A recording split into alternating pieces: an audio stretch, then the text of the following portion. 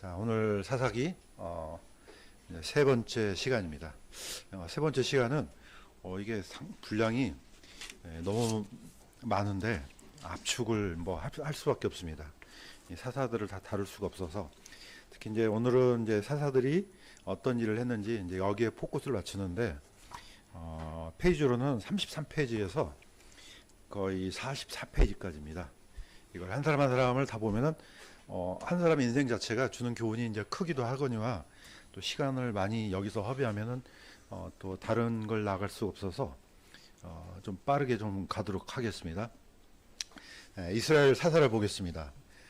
이제 보통 우리가 사사 그러면 이제 12사사로 얘기를 합니다. 뭐 쭉 하면은 한 번 더 읊어보면은 온니엘, 예훗, 삼갈, 드보라, 기드온, 돌라, 야일, 입다, 입산, 엘론, 압돈, 삼손 이렇게 12명으로 보통 합니다. 그런데 이제 여기에 추가된 사람이 있죠. 이제 여기는 이제 거짓 사사도 나옵니다. 아비멜렉이라는 사람이 한 사람 있고요. 그 다음에 이제 누굽니까? 사무엘도 들어가 있고 엘리도 들어가 있습니다. 근데 이제 보통 이런 사람을 빼고는 한 12사람으로 봅니다. 그럼 기간은 어떤 거냐? 이제 사도행전에 이게 나옵니다. 사도행전 13장 19절에서 20절에 보면은 제가 읽겠습니다. 가나안 땅에서 7민족을 멸하사 그들의 땅을 제비 뽑아 그들에게 나누어 주시고, 그러니까 땅을 먼저 주셨죠. 다 끝났어요, 전쟁은. 그 뒤에 대언자 사무엘 때까지 약 450년 동안 그들에게 재판관들을 주셨느니라. 이게 이제 사사시대라고 이렇게 나옵니다. 그러니까 대략 한 450년 정도 되고요. 우리가 이제 명칭에는 크게 이렇게 어떤 이렇게 포커스를 좁혀버리면은 이게 개념이 흐트러지니까 뭐 사사로 뭐 해도 뭐 괜찮고요. 재판관, 판관, 영어로는 저지. 이제 유대 번역본 중에 하나는 이걸 잘 쓰지 않는 단어인데 칩툰이라고 이렇게 발음을 하더라고요. 이거는 좀 어려운 단어이긴 한데 뭐 칠이자, 뭐 두목, 나쁘게 말하면 그런 의미입니다. 어쨌든 이런 명칭으로 씁니다. 그러니까 사사는 대단히 어떤 뭡니까 범위가 넓은 그런 단어라는 것을 우리가 알 수가 있습니다. 자, 그러면은 왜 이런 시대를 허락하셨느냐? 모세, 그 다음에 요수아, 그 다음부터 이제 사사 시대로 이어지는데 우리가 볼 때는 뭔가 이렇게 좀 뭐랄까 응집력이 좀 떨어지고 또 뭐랄까 이게 포커스가 약간 흐트러지고 뭔가 이렇게 후퇴되는 그런 느낌을 받거든요. 그건 똑같은 시대예요. 전혀 다른 시대가 아니고 똑같은 시대예요. 통치 방식이 이제 다를 뿐이죠. 자, 그러면 왜 이런 시대를 허락했느냐? 사사기 3장 1절에 제가 읽겠습니다. 이제 주께서 남겨두신 민족들이 이러하니 이것은 그들을 통해 이스라엘 곧 가나안의 모든 전쟁을 알지 못한 이스라엘의 많은 자들을 어떻게 한다고요? 시험하리 하심이라. 똑같습니다. 40년 동안 하나님께서 하나님을 잘 섬기는지 하나님을 잘 믿는지 안 믿는지 시험한 것처럼 이 가나안 땅에 들어가서도 똑같은 현상이 또 일어납니다. 그러니까 이 사람들을 이제 어떻게 보면 단련시키는 거죠. 그러니까 우리도 어떻게 보면 구원받고 난 다음에 딱 끝났으면 얼마나 좋겠습니까? 그런데 그렇지 않고 끊임없는 전쟁이 사실 남아 있어요. 먼저는 내 자신과의 전쟁이죠. 그 다음에 비진리하고도 전쟁이죠. 수많은 전쟁입니다. 어떻게 보면은 인생 자체가 전쟁으로 보는 것도 큰 뭐 다른 말이 아닌 것 같습니다. 자, 이 시대를 허락하신 것은 하나님께서 하나님을 신뢰하는지 안 하는지, 자 그대로 말씀하신 대로 잘 사는지 안 하는지 시험한다고 이렇게 했거든요. 지금 이스라엘도 똑같습니다. 지금 현재 보면은 이스라엘이 약 지금 현재 2026년 기준으로 하면 약 한 1,000만 명 정도 된대요. 1,000만 명 정도 되는데 유대인들이 아닌 사람이 약 5분의 1 정도. 상당히 많은 숫자거든요. 지금도 어떻게 보면은 이들 사이에 이제 물론 이제 정착촌 때문에 이제 그렇지만은 여전히 이 사이에서도 끊임없이 갈등과 전쟁이 일어나고 있습니다. 지금도 마찬가지입니다. 자, 첫 번째 사사 한번 보겠습니다. 자, 첫 번째 사사를 우리는 이제 온니엘이라고 합니다. 그분께서 그들을 메소포타미아 왕 구산 리사다임의 손에 파심해 이스라엘 자손이 구산 리사다임을 8년 동안 섬겼더라. 이스라엘 자손이 주께 부르짖음에 주께서 한 구출자를 일으키사 그들을 건져내게 하셨으니 온니엘이더라. 뭐 첫 번째 사사는 이름 자체를 뭐 우리가 어떻게 잊어먹을 수가 있습니까? 이 사람은 또한 누굽니까? 바로 갈렙의 사위예요. 예. 그러니까 우리가 이제 잊을 수가 없죠. 자, 이 사람이 이제 첫 번째 사사인데 사사 중에 좀 뭐랄까 좀 어떻게 이름이 굉장히 좀 뭐 어떻게 보면 개념이 약간 좋은 개념으로 나옵니다. 근데 나중에 살펴보면은 다른 분들은 그렇지 않습니다. 자, 이름의 의미는 하나님의 사사, 예, 온니엘입니다. 예. 난공불락의 드비를 정복한 어떤 이제 히어로 나오죠. 예. 어떻게 보면 이제 더 어떻게 보면은 뭡니까 제압하기 어려운 그런 성을 제압했던 사람으로 그런 사사로 나옵니다. 자, 이 사람이 이제 첫 번째 사사고요. 예, 두 번째 사사로 넘어가겠습니다. 두 번째 사사는 베냐민 지파의 예웃입니다. 자, 이분의 이 이름은 예웃은 감사, 찬양, 연합이라는 의미가 있습니다. 그런데 어느 지파인가가 중요합니다. 두 번째는 왜냐? 베냐민 지파예요. 베냐민 지파의 예웃이란 말이 왜 중요하냐면요. 이게 굉장히 이제 묵상을 많이 해야 될 문제인데 사사기에 보면은 뭔가 포인트를 찝어서 이렇게 발음을 하는 경우가 있습니다. 자, 이 사사는 어떤 사사냐? 왼손잡이에요. 그런데 왼손잡이가 왜 중요하냐? 여기서 포인트가 베냐민 지파이기 때문에 그래요. 예. 베냐민이란 뜻은 뭐냐? 야민은 오른손의 아들이란 뜻이에요. 또 한 가지는 권능의 아들이란 뜻이에요. 근데 오른손을 강조하잖아요. 근데 왼손잡이에요. 그래서 이제 이걸 번역할 때 제네바 바이블은 lame of his right hand 이렇게 나와요. 그러니까 오른손이 불구인 자 이렇게 나와요. 우리의 개념은 왼손잡이나 오른손잡이나 큰 문제 없잖아요. 저 어렸을 때는 왼손잡이는 상당히 어렸을 때는요. 지금은 안 그러지만 어렸을 때는 왼손잡이는 혼났어요. 숟가락을 왼손으로 큰일 났어요. 그러니까 약간 우리나라의 개념하고 비슷한 것 같아요. 왼손잡이는 왼손잡이가 아니고 오른손을 못 쓴다는 뜻이에요, 이게. 그러니까 킹제임스 성경 난해주에도 이렇게 됐습니다. Short of his right hand. 그러니까 오른손이 다쳐버린 사람. 예. 그러니까 불구인 사람. 그런데 어떻습니까? 이 사람이 왼손잡이임에도 불구하고 어떻게 구출합니까? 나중에 모압 왕을 어떻게 죽입니까? 예. 단도를 검을 어디다 차요? 오른쪽에다 차요. 보통 싸울 때 오른손잡이는 여기다 차고 꺼내잖아요. 왼손잡이기 때문에 아마 이 사람들이 모압 왕이 이게 왼손잡이인지 알았던 것 같아요. 그러니까 여기를 왼쪽이 없으니까 없네 이렇게 지나간 거죠. 자, 여기 있는 포인트는 이렇습니다. 자, 베냐민 지파의 왼손잡이일지라도 하나님께서 이 부족한 사람을 들어서 뭡니까? 사사로 사용하셨다는 거죠. 이게 사실 포인트거든요. 자, 두 번째 사사는 넘어가고요. 세 번째는 넘어가고 네 번째입니다. 두보라입니다. 이 지파, 이 두보라는 여자예요. 좀 정확하게 말하면은 라비돗의 아내예요. 그러니까 오늘날로 말하면은 가정주부예요. 그런데 이 두보라가 어떤 일을 벌였는지는 성경에 자세히 나와 있죠. 이 하소랑 야빈의 장관 시스라의 철병거 900대를 괴멸시켜요. 자, 이거는 철병거 그러면 안 나오잖아요. 오늘날 보면은 이 탱크하고 똑같아요. 그때 당시로 말하면 비교하면은 어떻게 탱크랑 싸워요? 맨손으로 불가능하죠. 그런데 몇 대요? 900대나 돼요. 그런데 이 전차를 모두 다 괴멸시키는 사람이 누굽니까? 두보라예요. 그러니까 사사에 나오는 겁니다. 자, 이름은 꿀벌이란 뜻인데요. 약간 보시면 아시겠지만은 물론 외형적으로는 이 두보라의 어떤 지략이 뛰어난 걸로 되어 있는데 그렇지 않습니다. 이 능력은 누가 주십니까? 하나님께서 주셔요. 뭐라고 했습니까? 두보라를 통해서 군사를 이끌고 다볼산으로 10,000명을 데리고 올라가라 이렇게 합니다. 지금 밑에 있는 그 사진은 저게 다볼산이에요. 그런데 특이한 산이에요. 왜냐면 주변이 거의 다 평지예요. 근데 이 산만 뚝 하고 그냥 솟아 있어요. 자, 이거는 무기토 평원 가장 끝자락 동쪽 끝에 있는 산인데 거기에는 다 평지예요. 그러니까 이 뭡니까 철병거를 이끄는 시스라가 당연히 평지에서 싸우려고 왔겠죠. 철병거 900대를 이끌고 어느 누구도 싸움을 할 수가 없습니다. 그건 불가능해요. 그런데 하나님께서는 다 군사도 어디로 모읍니까? 저기 쭉 올라 있는 다볼산으로 다 모아요. 10,000명을. 그러니까 이거 찜이하고 달려오겠죠. 자, 그런데 사사기 5장 21절에 어떻게 이겼는지 나와요. 자, 이건 같이 한번 읽겠습니다. 시작. 기송강이 그들을 휩쓸었는데 그 기송강은 애적부터 있던 강이라. 오 내호나 네가 힘 있는 자를 밟았도다. 예. 승리의 조건은 여기 뭐니까 승리의 과정은 이렇다는 거예요. 와서 10,000명을 쓸어버리려고 왔는데 갑자기 뭐가 쏟아진 거예요? 폭우가 쏟아진 거예요. 예. 평소에 흐르지 않던 이 강이 폭우로 넘치니까 주변에 있던 이 기갑부대란다. 철병거가 무용지물이에요.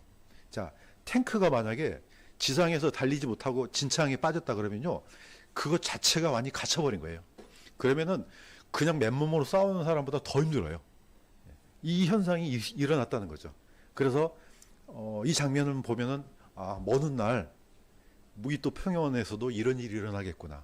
그래서 이 평원에서 승리를 이끌었던 이 사사 드보라입니다. 아무 힘도 없어요. 예, 아무도 힘도 없고 그냥 가정주부예요. 그런데 이렇게 엄청난 일을 벌였죠. 포커스가 뭡니까? 하나님께서는 누구라도 들어 쓰시면은 강력한 자가 된다. 이걸 지금 보여준다고 생각이 듭니다. 자, 다음은 기드온입니다. 우리가 알고 있는 기드온 300용사 그러니까 그냥 엄청난 괴력을 지닌 이런 사람으로 보이잖아요. 기드온은 굉장히 겁이 많은 사람이에요. 좋게 말하면 신중한 사람인데 하는 행동이 겁이 많아요. 그러니까 하나님께서 기드온을 불렀는데 이거 못 믿어요. 그러니까 어떻습니까?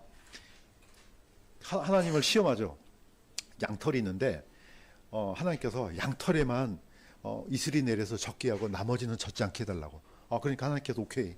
나중에 그것도 안 돼. 나중에 양털은 마르고 주변만 다 이슬이 적게. 그것도 오케이. 그때서 이제 일어납니다. 자, 본인도 이렇게 얘기했습니다. 사사기 6장 15절에 오 내 주여 내가 무엇으로 이스라엘을 구원하리까? 보소서 내 가족은 므낫세 안에서 가난하며 또 나는 내 아버지 집에서 가장 작은 자니다. 이거는 겸손이 아니에요. 진짜로 그렇다는 거죠. 가장 작고 뭐 내세울 것도 없고 그냥 뭐 영웅이라 그러면 뭐 배경이 있어야 될 거 아니에요. 뭐 아무것도 아니에요. 그럼에도 불구하고 하나님께서 기드온을 들어 쓰셨습니다. 그래서 하나님께서 사사들을 보시면요, 사사들의 배경이 별로 뭐 우리가 생각하는 것처럼 그렇게 막 위대한 사람 이게 아니에요. 좀 온예일 정도 뭐 이 정도는 우리가 할 수 있지만 그 이유는 다 변변치 않는 사람들이에요. 어쨌든 이렇게 나약한 사람, 이렇게 비겁한 건 아니죠. 이렇게 겁이 많고 이런 사람도 하나님께 다 쓰셨다는 게 포커스라는 겁니다. 자, 기드온. 자, 기드온 다음에 이제 누가 나옵니까? 약간의 텀이 있어요. 그 텀이 이제 누굽니까? 바로 이제 이 거짓 사사 아비멜렉입니다. 예, 아비멜렉이라는 이름은 나의 왕은 나의 아버지는 킹이란 뜻입니다. 그러니까 아마 성경에서 아마 이제 기드온의 아내가 이제 첩으로 나오는데 이 아내가 어떻게 보면은 내 아들은 이런 존재야 하고 이제 그렇게 했는지 모르겠습니다. 자, 이 사람이 이제 드디어 아비멜렉이 기드온이 나중에 이제 수많은 부인을 두었기 때문에 자녀가 거의 70명이 됐어요. 70명이 됐는데 바로 이 세겜에 있었던 아비멜렉이 세겜에 가서 이제 얘기를 합니다. 야, 70명이 다스리는 거하고 한 사람이 다스리는 거하고 어떤 게 더 좋으냐 하니까 세겜이 어디서 귀를 기울여요? 다 아비멜렉의 귀를 기울이죠. 분명히 사사 시대인데 드디어 왕권을 가지고 일어난 사람이 있습니다. 이 사람이 바로 아비멜렉이에요. 근데 이 사람이 어떻게 잔혹무도했느냐? 거기에 있는 뭡니까? 기드온의 아들 70명을 이렇게 합치면 69명이죠. 69명을 다 죽이고 딱 한 사람만 남아요. 이 사람이 바로 요담이에요. 이 요담이 어디로 갑니까? 그리심산 꼭대기로 올라가서 외칩니다. 너희가 내 아버지 집을 쳐서 그의 아들 70명을 한 돌 위에서 죽이고 그의 여종의 아들 아비멜렉이 너희 형제라는 이유로 그를 세겜 사람으로 다스릴 왕으로 삼았느니라. 이것을 어디다가 얘기합니까? 그리심 산에 올라가서 얘기해요. 이 포커스는 뭡니까? 뭘 생각나게 합니까? 옛날에 모세가 그리심산과 에발산 사이에 놓고 법궤를 사이에 두고 맹세하게끔 했잖아요. 요수아가 그대로 했습니다. 지금 그거 생각나게 하는 거예요. 너희가 이렇게 하는 것이 하나님의 공의에 맞냐 지금 이거예요 지금. 그걸 지금 생각나게 하는 거죠. 그래서 요담이 이 산 꼭대기에 가가지고 이렇게 하면 복을 받는데 왜 너희 행동들이 정반대냐 지금 이거야 하는 거거든요. 지금 사진에 보면은 이렇게 두 산만 나오는데 항공 사진으로 찍잖아요. 나중에 한번 지도를 찾아보세요. 그러면은 옛날 그리스산과 에발산은 어떻게 돼 있냐면은 약간 분지형으로 되어 있습니다. 이렇게 사이가 약간 항아리형으로 들어가 있어요. 그러면 외치면 어떻게 되냐면은 소리가 울린대요. 저도 안 가봤는데. 그러니까 멀리 있는 사람도 다 들려요. 메아리가 치니까. 이게 그런 형태로 돼 있대요. 어쨌든 요담이 소리를 쳤을 때 모든 사람이 다 들었겠죠. 그 옛날 요수아가 어떻게 했는지, 모세가 어떻게 명령했는지 들으라 이거죠. 하나님의 공의에 어긋난다는 것을 얘기한 거죠. 그러면 이 나중에 이 아비멜렉은 누구의 그림자로 다가옵니까? 기드온의 아들임에도 불구하고 지금 하나님의 공의에 반대되잖아요. 적그리스도의 그림자가 들어오지 않습니까? 3년 동안 통치를 해요. 그래서 나중에는 통치를 받았던 세겜이 나중에 큰 곤란을 겪지 않습니까? 이제 거짓 사사에 어떻게 이제 그림자로 들어옵니다. 자, 입다를 보겠습니다. 므낫세 지파의 입다. 이게 얘기하려면 깁니다. 자, 우리가 이제 뭐 전체적으로 달 수는 없고, 자, 입다가 드디어 이제 사사로 뽑혀서 선택받아서 전쟁에서 이제 전쟁터로 나갑니다. 입다는 두려웠습니다. 그런데 입다가 하나님께 소원을 했어요. 내가 돌아올 때 우리 집에서 제일 첫 번째 나를 문안한 사람을 번제로 드리겠다고 이렇게 얘기를 합니다. 그랬더니 나중에 누가 나옵니까? 입다의 딸이 나옵니다. 너무나 기뻐서 승리하는 것도 기쁜데 아버지가 살아서 돌아오시니까 얼마나 기쁘겠어요. 그랬더니 어떻게 합니까? 성경에는 약간 애매모호하게 기록이 됐어요. 이게 이제 나중에 논란이 되잖아요. 입다가 자신의 딸을 진짜로 번제로 드렸다. 한쪽은 아니다, 어떻게 그럴 수가 있지? 어차피 하나님께서는 사람을 번제로 안 받는데 왜 이런 일이 일어났지?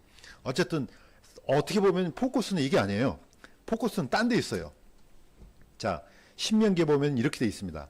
너는 주 하나님께 네가 소원하여 내 입으로 약속한 대로 행할지니라. 명령은 이렇게 돼 있죠. 자, 명령은 이렇게 돼 있지만은 드릴 수 있는 그 뭡니까? 제물 자체가 제한이 돼요. 뭐죠? 초식동물, 풀만 먹어야 돼요. 그 다음에 대세김질 해야 돼요. 그 다음에 발이 쪽발로 갈라져야 돼요. 이거 아니면 드릴 수가 없어요. 그러니까 이 동물은 뭡니까? 소나 양이나 염소 외에는 드릴 수가 없어요. 사람은 드릴 수가 없어요. 자, 그럼에도 불구하고 왜 입다의 딸이 그다음에 입다의 딸의 그 친구들이 이렇게 막 울고불고 나중에 이게 막 그 뭐죠? 그 슬픈 행렬 또는 이런 것들이 이제 전통이 됐는지 여기서 굉장히 논란이 많습니다. 그런데 어쨌든 사사기 11장 36절에는 이렇게 합니다. 사사의 딸이, 입다의 딸이, 내 아버지여, 아버지께서 주를 향해 입을 여셨을진데 아버지 입에서 낸 말씀대로 내게 행하소서, 이렇게 합니다. 이게 무슨 말인가? 사실 포커스는 뭡니까? 입다의 마음이에요. 입다한테는 입다의 딸이 누구예요? 외동딸이에요. 딱 하나밖에 없어요. 자, 오늘날하고 똑같아요. 저는 이제 딸이 없으니까 이 감정을 100% 느낄 수는 없지만 아들은 있잖아요. 그런데 딱 하나예요. 자, 만약에 입다가 자신의 딸을 드렸다면 그 마음이 어디로 꽂힙니까? 이게 바로 하나님의 마음으로 꽂혀요. 이게 바로 아브라함의 마음으로 꽂혀요. 어떻게 보면 동일해요. 하나밖에 없어. 그런데 이걸 드려. 물론 이제 이거는 입다가 율법을 잘 이해하지 못해서 했다고 할 수는 있지만은 하나님께서는 뭘 지금 가르쳐 주려고 합니까? 성경에서 유일한 혈육 딱 하나밖에 없어. 자, 밑에 보면은 아버지가 있는데 딱 딸이 하나밖에 없어. 이걸 드리는 마음을 너희들 이해할 수 있냐 이거예요 지금. 여기 포커스란 말이에요. 예수님도 똑같습니다. 하나님과 예수님 사이는 물론 이제 뭐 우리가 생각하는 이제 그런 건 아니지만은 유일한 외아들이라고 나와요. 이걸 십자가에 드릴 때 성경에서는 어떻게 표현합니까? 캄캄했다 나와요. 하늘이 캄캄해지고 바위가 터졌다가 나와요. 그 다음에 땅이 진동했다가 나옵니다. 물론 이게 자연적인 현상인데 어떤 사람들은 볼 때 이게 마치 하나님께서 자신의 마음을 표현하는 것처럼 보입니다. 그 다음에 어떻게 됩니까? 휘장이 둘로 찢어지잖아요. 사람 몸으로 보면은 어떻게 보면은 약간 그거하고 이제 약간 전맥이 됩니다. 어쨌든 지금 입다를 통해서 우리가 알 수 있는 것은 입다의 마음을 우리가 알 수 있다는 거죠. 예, 이거는 받쳐졌는지 안 받쳐졌는지는 차후의 문제예요. 예, 그만큼 힘들었을 거라는 거죠. 예, 또 한 가지는 입다가 만일 율법에 능통했거나 또는 이 문제를 어떻게 해결할지 하고 랍비를 찾아갔다면은 이 문제는 해결했을 거예요. 그래서 사실 유대인들은 입다를 아주 싫어해요. 싫어하는 이유가 딴 게 아니에요. 왜 그 수많은 전문가들이 있는데 제사장도 있고 거기 뭡니까 다른 율법 전문가들이 있는데 왜 안 찾아갔냐 이거예요. 찾아가면 심플하죠. 뭐 하면 됩니까? 속전을 내면 돼요. 속전을 내면 돼요. 네. 그것도 20%, 5분의 1을 더해서 내면 돼요. 누가 판결해 두느냐? 대제사장이 판결해 줘요. 그러면 그렇게 하면 이게 물러날 수 있어요. 그런데 이걸 해결을 못 해요. 어쨌든 뭐 그런 여러 가지 문제가 있지만은 우리는 이때 입다의 마음과 아브라함의 마음과 하나님의 마음을 겸해서 살펴볼 수 있다는 겁니다. 자, 이제 마지막입니다. 제가 약간 좀 빨리 끝내려고 하는 이유는 질문을 좀 받으라는 요청이 있어서 그렇습니다. 자, 삼손까지 하겠습니다. 자, 삼손 단집합니다. 이것도 하면은 뭐 1시간 정도 돼야 되는데 그냥 마무리만 하겠습니다. 자, 삼손은 인류가 지금까지 아담의 후손 중에 가장 힘이 센 사람입니다. 자, 인류가 태어난 중에 가장 지혜로운 사람은 누굽니까? 솔로몬이에요. 이건 하나님께서 주셨기 때문에. 그러니까 모든 사람들이 세상에 있는 사람들이 그 지혜를 들으려고 왔습니다. 삼손은요 가장 힘이 센 사람이에요. 이 사람의 힘을 능가한 사람은 아무도 없어요. 그러니까 어떻습니까? 많은 신하들이 존재해요. 신하 속에다가 이 삼손 같은 사람을 집어넣어서 막 얘기거리도 만들고 막 그러지 않습니까? 실제로 이 삼손은 하나님께서 힘을 주셨어요. 그러니까 어떻습니까? 당나귀뼈 하나로 1000명을 죽여요. 불가능한 일이죠. 어떻게 그런 힘이 어떻게 나옵니까? 한 두세 명만 덤벼들어도 어떻게 이겨요? 근데 무려 1000명을 죽였어요. 아예 그냥 성문에 있는 문짝 기둥을 뽑아가지고 거의 오늘날 거리로 한 60km 정도 된 거리를 메고 산꼭대기에다가 올려놓은 사람이에요. 그러니까 자동차 하나는 그냥 버쩍 들었다 던지는 이런 괴력이죠. 자, 이런 엄청난 그 괴력을 하나님께서 주셨는데 어떤 사람으로 주셨는가 중요하죠. 사사기 13장 5절 이건 같이 한번 읽겠습니다. 시작. 그의 머리에 삭도를 대지 말지니 그 아이는 태에서부터 하나님께 바친 나사렛 사람이라. 나실인 그러죠. 이 사사는 특별하게 나실인이에요. 나실인이 성경에 많이 나오죠. 많이 나오지는 않지만은 누가 나실입니까? 기억나는 대로 사무엘 나실인이에요. 침례요한 나실인이에요. 삼손 나실인이에요. 이 나실인은요 아예 태어날 때부터 먹어서는 안 되는 게 있어요. 포도 열매, 포도 자체는 먹으면 안 돼요. 포도주, 아니 포도주니 뭐 이거 상관없어요. 포도에서 난 건 절대 안 먹어요. 뭐 당연히 그 부정한 짐승들 먹으면 안 되죠. 터치도 안 돼요. 이 정도 사용. 그 다음에 머리를 자르면 안 돼요. 머리를 자르면 안 돼요. 오늘날 또 이거 흉내내고 머리 기르는 사람 있잖아요. 그 큰일 납니다. 머리 뽑힙니다 나중에. 자, 어쨌든 이렇게 정결한 사람으로 살아가야 돼요. 그런데 어떻습니까? 이 사람의 일생을 보면은 이 사람이 나실인이 맞나 할 정도로 삶을 그렇게 삽니다. 나중에 어떻게 됩니까? 자기 눈도 뽑혀요. 그 다음에 이방인들의 블레셋의 조롱거리가 됩니다. 누구랑 많이 닮아 있습니까? 이스라엘의 역사랑 닮아 있습니다. 물론 마지막에 하나님께 회개하고 이 사사의 힘을 하나님께 이제 주셨던 힘을 되돌려 달라고 이제 기도하죠. 회복해서 이제 마지막에 이제 어떻게 보면은 그 역할을 책무를 다하지만은 어쨌든 삼손의 일생은 이렇습니다. 이미 에레미야 24장 8절 9절을 보면 이렇게 됩니다. 이 스토리가요 이스라엘 역사랑 닮아 있어요. 이스라엘은 거룩한 민족이에요. 이미 이집트에서 건져낼 때부터 그런 민족으로 건져냈습니다. 그런데 나중에 어떻습니까? 이거는 완전히 이거 이스라엘 백성이 맞아 할 정도로 완전 타락하고 세상의 조롱거리가 됩니다. 에레미야는 이렇게 얘기합니다. 내가 땅의 모든 왕국으로, 물론 하나님을 대언한 얘기입니다. 내가 땅의 모든 왕국으로 넘겨주어 치욕거리와 속단거리가 되게 하고 조롱과 저주가 되게 하리라. 이게 이스라엘 역사입니다. 그러니까 삼손하고 비슷합니다. 스토리가. 자, 그렇다면 이 모든 사사들을 우리가 이제 정리를 해볼 수가 있습니다. 마무리를 하면은요, 이렇습니다. 사사의 책무를 보면은 이미 사사기 자체가 어디에 들어갑니까? 대언서에 들어가요. 역사서는 후대 사람들이 나눈 것이고, 성경에서 성경 유대인들 자체가 이 사사기를 어디다가 집어넣냐면 대언서에다 집어넣어요. 그러면은 왜 이걸 대언서로 집어넣냐 그러면 사사 자체가 이렇다는 거예요. 자, 첫 번째, 사사는 하나님으로부터 부르심을 받은 사람이에요. 또 보내심을 받은 사람이에요. 자, 두 번째는 사사는 하나님의 법으로 백성을 재판하고 치리한 사람이에요. 그러니까 통치한 사람이죠. 킹은 아니지만은 이런 역할을 해내야 되는 거죠. 그 다음에요, 마지막으로 사사는 하나님의 힘으로 백성을 위해 기도하고 구출한 사람이죠. 그래서 사사기 6장 14절에 보면은, 자, 기드온에 대한 얘기입니다. 자, 제가 읽겠습니다. 너는 너의 이 힘을 의지하고 와서 이스라엘을 미디안 족속의 손에서 구원할지니라. 내가 너를 보내지 아니하였느냐. 자, 하나님의 힘을 의지해서 이스라엘을 구원하는데 보냄을 받은 사람이죠. 이게 사사라는 거죠. 자, 지금까지 이 하나님의 말씀에 순종해서 이런 일을 잘 진행했던 사사가 있고, 이게 사사가 맞나 할 정도의 사사들이 있지 않습니까? 이거는 똑같습니다. 우리하고 똑같아요.